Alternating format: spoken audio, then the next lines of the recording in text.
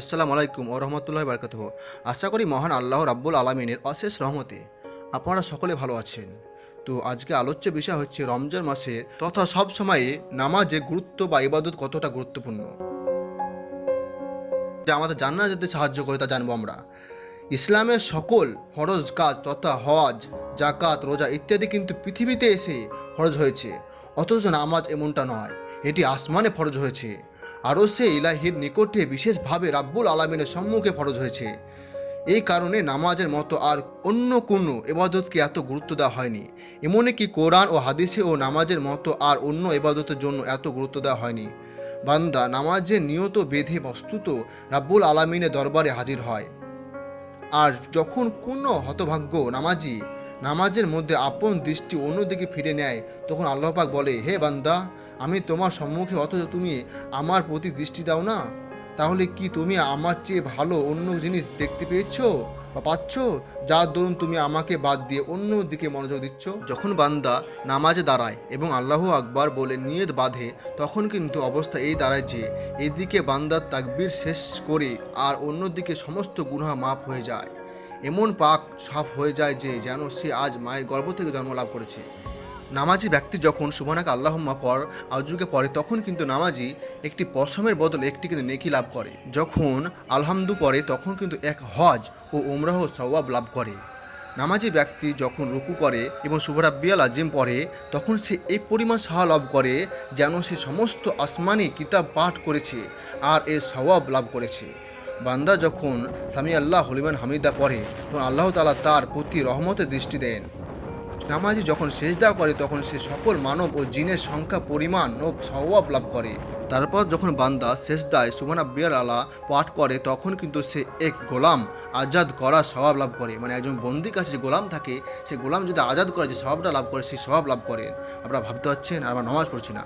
বান্দা যখন সালাম ফিরায়, তার জন্য জান্নাতে 8টি দরজা খুলে দেওয়া হয়, যাতে সে যে কোনো দরজা দিয়ে জান্নাতে প্রবেশ করতে পারে।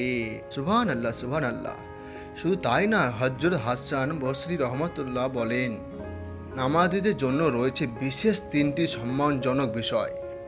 1. বান্দা যখন নামাজে দাঁড়ায়, তার মাথা থেকে আসমান পর্যন্ত আল্লাহর রহমত মেঘের মতো ছেয়ে যায় আর নেকিসমূহ বৃষ্টির মতো বর্ষিত হতে থাকে। ভাবতে পারছেন? 2 নম্বর, ফেরেশতাগণ নামাজের চারপাশে একত্রিত হয়ে তাকে বেষ্টন করে ফেলে, অর্থাৎ তাকে ঘিরে ফেলে, যাতে বাইরে থেকে কোনো খারাপ শক্তি না আসে তার কাছে আঘাত করতে।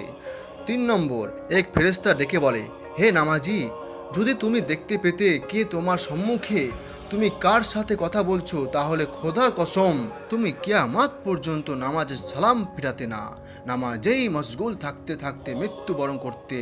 কিয়ামতের দিবসে যখন নামাজিদেরকে জান্নাতে নিয়ে যাবার হুকুম হবে, তখন সর্বপ্রথম এমন এক জামাত জান্নাতে যাবে যাদের চেহারায় থাকবে কি সূর্যের মতো চমক, সূর্যের মতো আলো। ফেরেশতাগণ তাদের জিজ্ঞাসা করবেন, তোমরা কারা? দুনিয়াতে তোমরা কি আমল করতে? উক্ত জামাত বলবে, আমরা মুসলমান। আমাদের আমল ছিল নামাজের হেফাজত করা এবং যত্ন সহকারে তা আদায় করা। ফেরেশতাগণ বলবেন, তোমরা নামাজ কিভাবে হেফাজত করতে? তারা বলবে, আমরা সর্বদা 5 ওয়াক্ত নামাজের পূর্বেই মসজিদে এসে বসে থাকতাম। ভাবতে পারছেন? এরপর তাদের পর আরেকটা জামাত, যারা কিন্তু পুলসিরাতের ওপর দিয়ে চলবে, যাদের চেহারা পূর্ণিমা চাঁদের মতো চমকাবে। ফেরেশতাগণ তাদেরও জিজ্ঞাসা করবে, তোমরা কারা আর দুনিয়াতে তোমরা কি আমল করতে? এই মুসলমানরা উত্তর দিবে, আমরা আজানের পূর্বে যেতাম আর আজান শোনার সাথে সাথে মসজিদে পৌঁছে যেতাম, নামাজ পড়তাম। এরপর যখন তৃতীয় জামাত অতিক্রম করবে, যাদের চেহারা হবে তারার মতো চমকদার ও উজ্জ্বল হবে, তাদেরকেও ফেরেশতা সেম একই প্রশ্ন করবে, তোমরা কারা? তোমাদের আমল কি? তারা উত্তরে বলবে, আমরা আজান শুনে উজু করতাম এবং দেরি না করে মসজিদে পৌঁছে যেতাম এবং সর্বদাই তাকবীরে উলার খেয়াল রাখতাম। হযরত আলী রাদিয়াল্লাহু তাআলা বলেন, নামাজ আল্লাহ তাআলা সন্তুষ্ট লাভের সবচেয়ে বড় মাধ্যম। নামাজ ফেরেশতাদের মহব্বত লাভের প্রকৃষ্ট মাধ্যম। নামাজ অতীত আম্বিয়ায়ে কেরামের তারিকা। নামাজ মারিফাতে ইলাহির প্রদীপ। নামাজ ইসলামের বুনিয়াদ। নামাজ দোয়া কবুলের উপকরণ। নামাজ ব্যতীত কোনো নেকি কবুল হয় না। শুধু তাই না, নামাজ দৌড়ানোর রোজিতে বরকত দেয় আল্লাহ। নামাজ নফস শয়তানের মোকাবেলা শ্রেষ্ঠ হাতিয়ার। নামাজ মৃত্যুর সময় মৃত্যু ফেরেশতার কাছে নামাজের জন্য সুপারিশ করবে। যাতে তার প্রাণটা খুব সহজে, খুব কষ্ট ছাড়াই কিন্তু সহজে বের হয়ে যায়। নামাজ মুমিনের অন্তরে নূর, নামাজ কবরে আলো লাভের মাধ্যম, নামাজ কবরে মৃত্যু ব্যক্তির পক্ষ হতে মুনকার নাকিরের উত্তর দান করবে। নামাজ কবরে কিয়ামত পর্যন্ত মৃত্যু ব্যক্তির সঙ্গী ও সমবেদনা জ্ঞাপনকারী। নামাজ কিয়ামতের দিন নামাজিকে ছায়াদানকারী। নামাজ নামাজির মাথার মুকুট ও দেহের পোশাক। নামাজ কিয়ামতের অন্ধকারে প্রদীপ হয়ে পথ দেখাবে। শুধু তাই নয়, নামাজ হিসাব ও কিতাবের সময় জাহান্নামের মাঝে আড়াল সৃষ্টিকারী হবে। নামাজ আল্লাহ পাকের সম্মুখে মাফ করানো বিতর্কে লিপ্ত হবে। নামাজের ওজন সমস্ত গুনাহের ওপর বৃদ্ধি পাবে।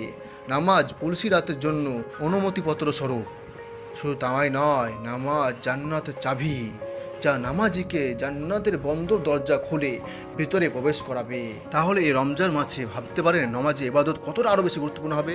তাই আমরা আজ থেকে এই নামাজের প্রতি, এই গুরুত্বপূর্ণ ইবাদতের প্রতি, যেটা কি না আসমান থেকে ফরজ করা হয়েছে, তার প্রতি না ফারমানি না করে নামাজে সামিল হয় আর গুরুত্বপূর্ণ ইবাদতগুলি হাসিল করি, যাতে আমরা মৃত্যুর সঙ্গে সঙ্গে হাসতে হাসতে জান্নাতবাসী হতে পারি।